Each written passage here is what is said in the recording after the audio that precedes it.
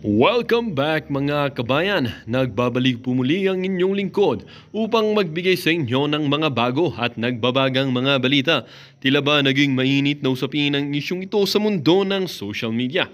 Naging laman ng mga balita kamakailan ang naging pahayag ni Vice Presidente Sara Duterte na tila inilantad ang umano'y karahasan sa pamilya ni Pangulong Kuting.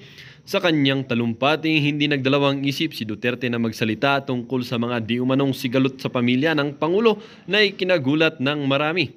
Ayon sa mga ulat, sinisi si Vice Presidente Sara Duterte ang ilang miyembro ng pamilya ni Pangulong Kuting na ani ay nagdudulot ng di pagkakaunawaan at naging sanhi ng kaguluhan. Bagamat hindi taas ang binanggit ang pangalan ng mga sangkot, malinaw na tinutukoy siyang ang individual na malapit sa Pangulo. Isa sa mga tampok sa kanyang talumpati ay ang tila pagbansag kay Senadora Amy bilang traidor.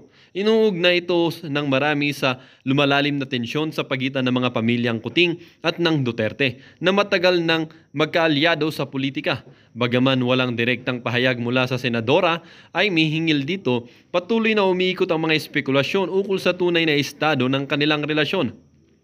Samantala, maraming mga taga-suporta ni Pangulong Kuting ang nagpakita ng suporta sa kanya at tinuligsa ang mga pahayag ni Vice Presidente Sara Duterte na ayon sa kanila ay hindi nararapat. Subalit may ilan din namang pumupuri kay Sara Duterte dahil sa mga kanyang katapangan na magsalita laban sa mga maling gawain, kahit pa ito'y mula sa kapwa-opisyal sa gobyerno. Sa kabila ng kontrobersyang ito, nananatili ang katahimikan mula sa tanggapan ni Pangulong Kuting na maraming naghihintay na magsalita hinggil sa issue. Maraming Pilipino ang nag-aabang kung ano ang magiging tugon ng palasyo sa mga pahayag ni Vice Presidente Sara Duterte at kung paano ito makakaapekto sa kasalukuyang administrasyon.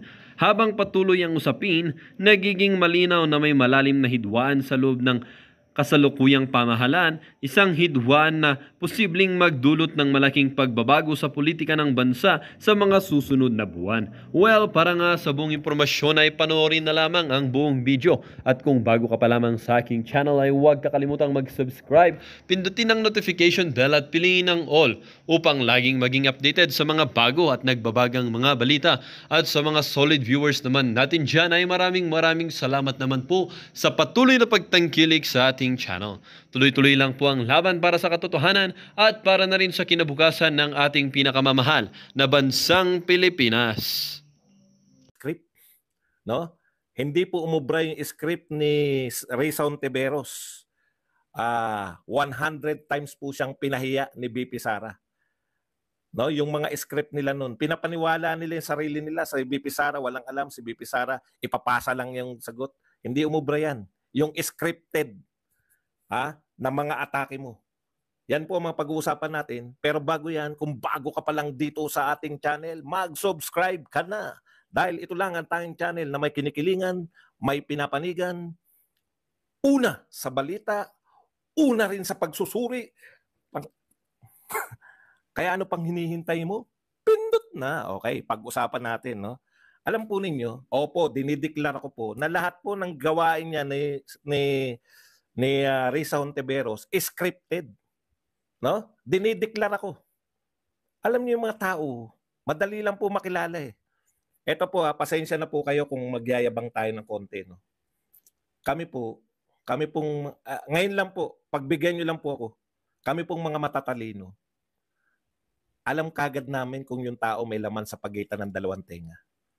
Ang patunay po na kayo ay matalino po. Yung tingin nyo pa lang sa tao. Hindi po yan nakukuha ng ganda ng tindig nito, matalino to. Hindi po kami nadadaan sa ganun. Kahit na anong itsura mong panlabas, kaya ka namin hubaran once na magsalita ka. No? Yan, tapos na po yung pagyayabang ko. Pasensya na, yun lang po ang gusto kong sabihin. Kaya po yung mga nakaka-appreciate sa inyong lingkod, di po ba? Yung mga tao na hindi nakaka-appreciate kay Badong, alam nyo na kung anong level ng utak niyan. Nakita nyo naman po yung mga tunay na matatalino. Ngayon lang po, pagbigyan nyo lang ko 1 minute lang. Para lang po na kaya po namin ma-distinguish once na nagsasalita na yung mga tao. Kayo, marami sa inyo na-appreciate yung ginagawa ko rito. Kasi hindi po, kahit bunginga ako, kahit naka-t-shirt lang lagi, no? Alam nyo na hindi sa itsura yan, eh. Di ba? O ganun din po, yung mga nagtataka yung marami bakit na kilala ko ng mga tao na bakit na-appreciate ako ng mga tao na mga mukhang matatalino. Pero yung mga tao na alam nyo na nagtatali-talinuhan lang, 'di ba? Hindi nila kayang i-appreciate. Ganun po kami. O, tapos na po ha. Balik na po ako sa dati na hindi pagbigyan niyo lang ako kahit one time lang. Kasi ganito po 'yan eh. Unang tindig pa lang po niya ni Risa Ontiveros, si Leni Robredo. Alam ko na po 'yan. Walang laman po yung sa pagitan ng dalawang tenga niyan. Alam niyo kung bakit? O eto kay Risa Ontiveros, kalimutan na natin si Leni. Nadadaan lang po niyan sa script. Lahat po 'yan scripted. Bakit ko po nalaman ngayon? Bakit ko po napatunayan na hindi umubra yung script ni Risa Ontiveros? Alam niyo yung gagawin niya, no? Alam niyo yung gagawin. Ipapahiya niya si BP Sara. Akala niya hindi kayang sagutin ni BP Sara yung mga katanungan niya. Lahat ng posible. Ang pag-aaral po ng script, paano pag ganito ang sinagot? Ito ang banat mo. Paano pag ganito sinagot? Ito banat mo. Na-cover na nila eh. Ang banat ni BP Sara, wala dun sa script nila. Ang banat ni BP Sara, atake. Ang banat ni BP Sara, alam niyo po ang banat ni BP Sara, sa totoo lang, thank you very much muna kay Pam de la Cruz Pam de la na nagbigay sa atin ng $5. Ang banat ni BP Sara, kontra-atake sa kanya. Ito ay ginagawa mo dahil pinopolitika mo yung budget hearing. Di ba? O tapos may atake pa. Ganyan po yan eh. Kaya po ng matatalinong tao yan na i-disregard kung ano yung tinatanong mo at atakehin kita. Kumbaga, sa debate po, kung sino yung nagdadala ng usapan, no? Kung sino yung may kakayahang magdala ng usapin, yun po ang mananalo sa isang debate.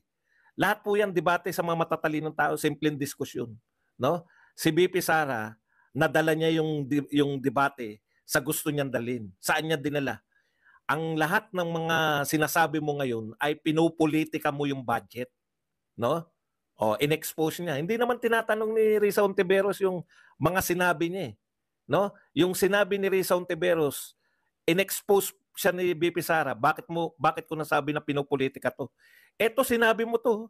Noong Akbayan Congress, sinabi mo na hanggat nasa power ang Vice President, anak ni Digong, ay nakakatakot, may chance na bumalik. So, ikinawing, completely ignoring yung tanong ni Risa Ontiveros, ganun po kahenyo si BP Sara. Ipapakita ko lang po sa inyo kung ano yung ginawa ni BP Sara. Nagtatanong kunwari si Risa Ontiveros para itrap si BP Sara na lahat naman yung proyekto mo na yan, dapat hindi na binabudgetan. Ang script ni Risa Ontiveros, palutangin na redundant. Bakit pa tayo magbabudget kung mayroon na pong ginagawang ganyan? Halimbawa, yung sinasabi mo burial at medical. Meron na pong proyekto niyan yung gobyerno. Bakit ka pa kinakailangan separately budgetan? Ganyan po kabastos. Ganyan po yung script ni Risa Ontiveros. Ganyan niya po ipapahiya sana si BP Sara. Completely ignoring yung argumento ni Hontiveros. Papakita ko lang po sa inyo kung ano yung naganap kanina. Bakit napahiya ng 100 times si Hontiveros. Completely ignoring yung kanyang argument. Ang gusto niya pumasok si BP Sara dun sa trap eh. Lahat ng sagot ni BP Sara scripted na yan. May pambanat si Ontiveros, matagal niya nang inaral yan. Pero lumabas si BP Sara doon sa argument niya. Ang sinabi niya, pinopolitika mo lang yung budget eh. Katunayan, ito yung sinabi mo sa Akbayan. Ang gusto mo, mawalan ako ng budget kasi pag may budget ako, babango ako sa tao, naglilingkod. Di ba? Kulang pa nga yung sinabi ni BP Sara eh. Kung ako nga yun eh. Ano bang mali sa mga paggasta ko? Wala namang maganda po ang napatunayan doon. No? Hindi po nila naatake si BP Sara na may kapalpakan sa paggastos. Ang atake po, kasi kung meron yan, naaral nila yan. At yan ang aatakehin. Nagbayad kayo ng ganito sa ganito? Bakit ganun? Ang mahal parang ganun, di ba? Pero ito po, ang ginawa po ni Ontiveros, dapat hindi ka pondohan. Usually, sa budget hearing, ganito po nangyayari. Hindi maayos ang conclusion dapat sa isang ahensya, hindi maayos yung paggastos mo. Dapat hindi ka nabigyan ng ganyang kalaking budget sa susunod. Yun yung mga sa budget hearing karaniwan eh. Kung gusto mong ipahiya yung tao na isinalang nyo sa budget hearing, titirahin mo yan sa paraan ng paggastos niya doon sa budget niya noong nakaraan. Meron na. Sasabihin ngayon, no? Sasabihin ngayon ng mapapahiya mo siya kasi hindi ka naman maayos. Hindi naman maayos yung paggastos mo ng pera. Bakit ka namin bibigyan? Hindi kayang palabasin yun ni Ontiveros. Kaya ang ginawa niyang atake ganito. Yung mga project mo ba, doble-doble na yan eh. May project na yung gobyerno eh. Kaya dapat ka nang tanggalan. Kung mapapahiya niya si BP Sara, hindi naman pumasok dun eh. Alam na ni BP Sara yan eh. Kabisado na yung utak mo eh. Simple ka lang eh. Simple lang naman yung utak mo eh. Okay. So gumawa ng bagong argumento si BP Sara na hindi na siya yung natrap at lumabas yung tunay na ugali. Ano yung argumento ni BP Sara? Ang argumento ni BP Sara, kaya mo tinututulan yung budget ko kasi pinupolitika mo. Bakit mo pinupolitika? Takot ka na yung pag binadgetan pa ako, lalo akong sisikat. Takot ka, Ontiveros, pag binadgetan mo itong mga proyekto ko, makikita ng tao kung papaano magtrabaho yung may kapirasong budget. Kapiraso lang po yung budget na pinag-uusapan natin.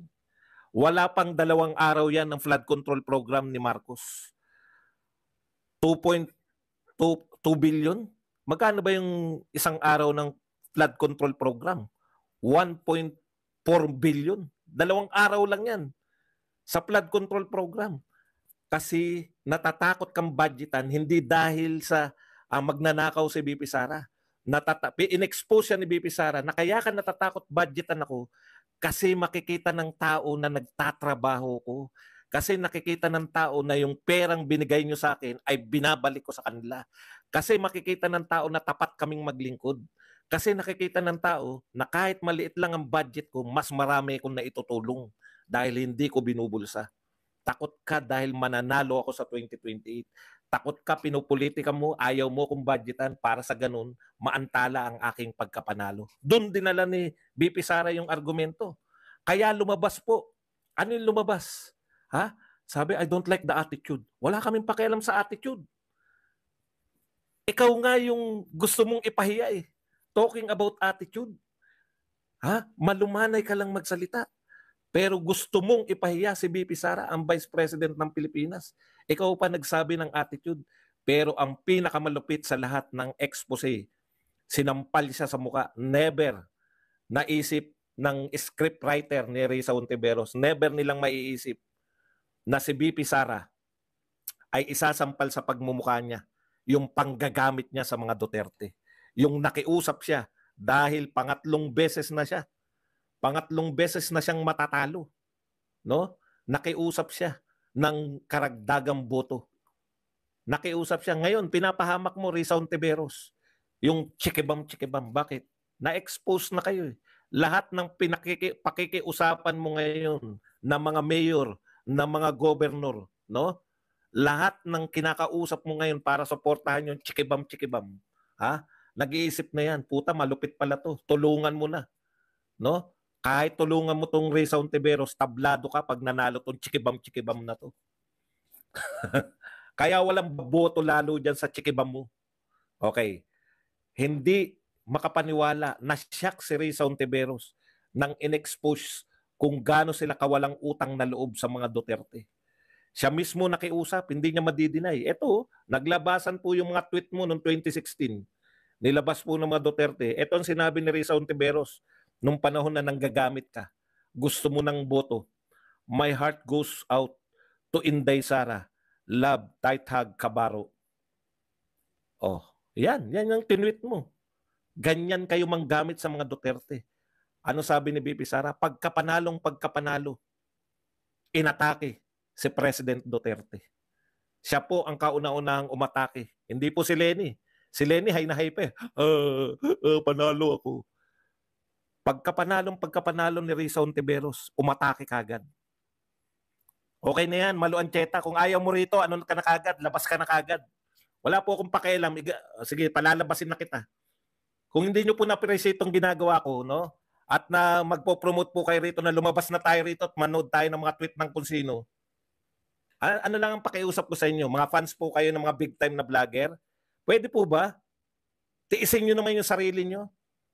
Huwag po kayong dumayo rito para kunin nyo yung mga viewer ulo. Hindi ko sila mga kalaban tong mga gusto nyong i-promote dito. Pwede naman siguro sa mga question and answer nyo na sabihin yan, di ba? Pag nagko-question and answer na tayo, tsaka kayo mag-promote ng ibang, oh, meron ng ganun si ganun. Meron naka-live na si ganun. Iwanan natin tumatanda na to. Kasasabi ko lang, di ba? Kasasabi ko lang, hindi ako na-appreciate na mga may kakulangan dito. Kaya kung kulang po ang sa pagitan ng mga tenga nyo, konti lang talaga kami.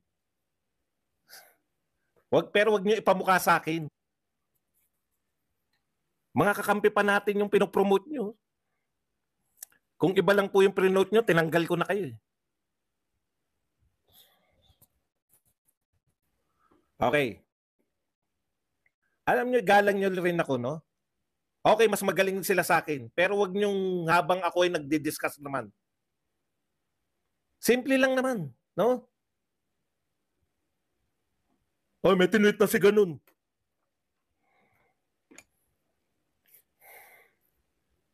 Okay, tutuloy ko po. Ayon nga kay BP Sara, hindi ako plastic. Hindi po ako plastic. Ako nakikita ko rin na ganito si Attorney Trixie. Nakikita ko rin na ganito. Alam niyo po, kasi nagbubuhos po kami ng effort sa ginagawa namin. Inaral po namin to before, no? Kaya sana, alam ko supporter ko kayo eh. Alam ko yung intention nyo, hindi ganun. Alam ko yung intention nyo, makatulong sa iba, di ba? O, tama po yan. Pero, be courteous. Okay, cooking ina, respetuhin yung host. Ganado kami ngayon pag 5 na ito ang pang 34. Hindi pa nga nabasa cooking, back to topic. Thank you very much, Amik. Yung mga hindi ko na nababasa yung mga nagpakapi nga eh.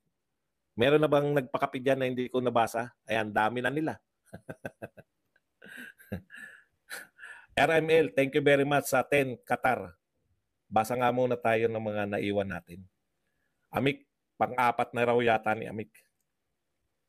Ayun, meron tayong di nabasa. Basa muna tayo ha. Francesca, thank you very much sa $199 na pangkape.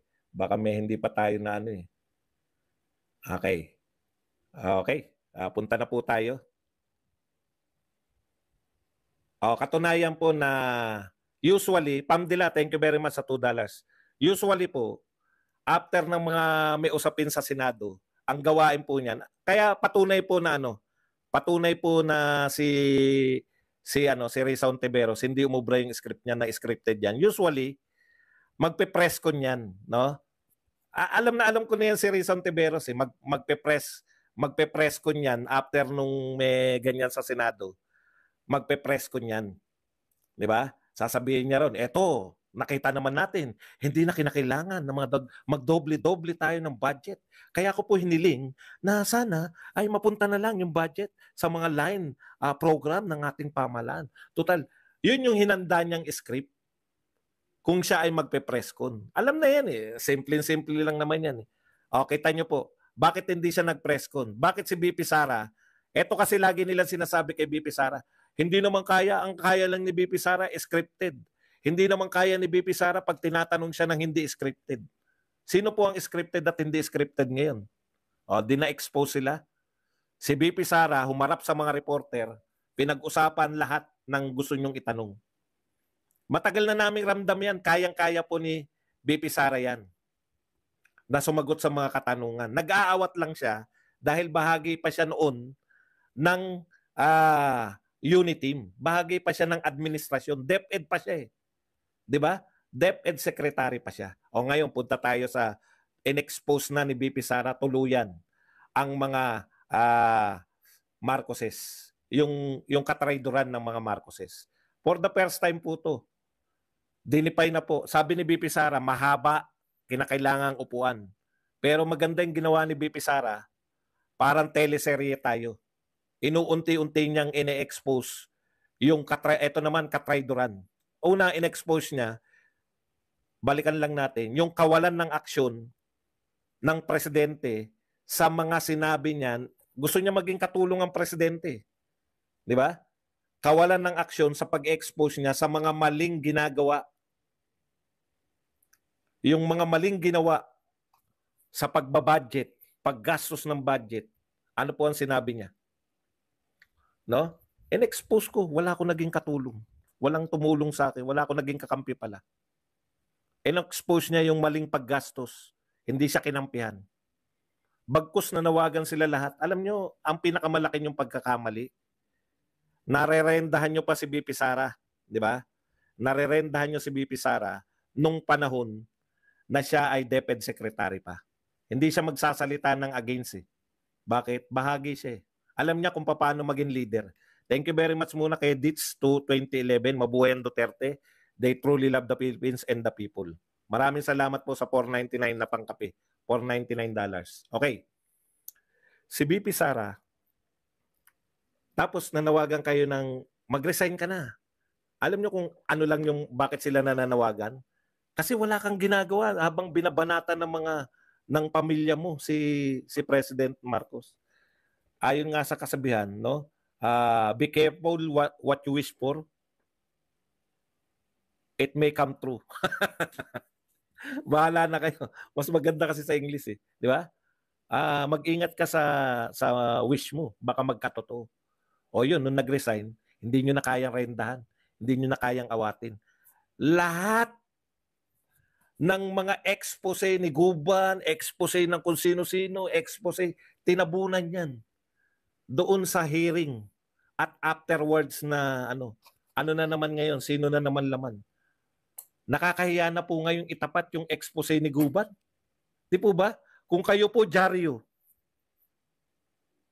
ang dami pong ginawa ng Senate hearing na to. Una, pinatay niya lahat ng mga nagmamarunong na, yung pinatay niya yung issue sa paninira sa mga Duterte. Isang shot, pak! Lahat to politically motivated. Napaliwanag po lahat sa expose. In-expose niya si Risa Ontiveros. At the same time, in-expose niya, inaawat mo kung magkaroon ng budget. Politically motivated lahat yan. Ano pang, ang kakapal naman ng hiya ng press kung isisingit pa sila Guban, isisingit pa yung mga nagmamarakul yung mga congressman na hindi naman kilala, yung mga young guns kuno ng mga congressman na hindi naman kilala. May isisingit pa ba nila yung pagbira nila kay BP Sara? Wala na. Tinabunan na lahat yung pwede nila maging issue. Napakababaw na ng issue na yan. Bahagi yan lahat ng paninira sa mga Duterte. Ganun po, makikita yan ng mga Pilipino. Lahat ng ginagawa, wala na yan. Guban-guban, yung mga young guns na yan, expose namin. Kasi meron silang budget noon pa, 51 billion. Expose namin. Kasi EJK, walang katapos ang EJK. Wala na po lahat yan. Pag pinag-usapan pa yan ng press, ano yan? Balita pa ba yan? Binaon ni BP Sara sa unang banat lahat ng atake sa kanila. Kaya kailangan yung gumawa na uli ng bago. Kasi durog na yan. Tinabunan na yan. Kung kaya nyo uli, ano nyo uli si Guba, may bago na naman po akong expose. May narinig pa ako. Bukod dun sa nauna kong narinig, may narinig na naman ako, wala na yan. Iba na pinag-uusapan ngayon. Yung katraidoran na ng mga Marcos. Ang tindi po nito, sabi ni BP Sara. Hindi na po nangimi si BP Sara na sabihin niya to. Lumapit sa kanya ang mga Marcos. Hindi kami mananalo kung di mo kami tutulungan sa Mindanao and Visayas. Kaya nga, di ba, tumakbo kami on the platform of unity and continuity. Pinamukha sa inyo. No?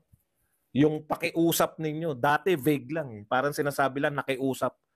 Okay, pati pagtakas ni Mayor nag-alis go, natabunan. Thank you very much, Amik, sa pa-triple, pa-quadruple, panlimang pagkakataon. Hindi kami mananalo kung di mo kami tutulungan sa Mindanao at Visayas. Yan po ang sinabi sa kanya ng mga Marcos. Bakit siya pagbigyan lang ba mga Marcos? Hindi. Ito po ang sinabi ni BP Sara. Diyan sa threat, alam nyo, sa totoo lang, yun yung kinatatakot natin, di ba? Subukan nyo, ganun yung mga pronouncement natin na nagmamatapang tayo. Subukan nyo na impeach si BP Sara. hindi na kami mananahimik, etc. Dati ka namang hindi nananahimik. Ha?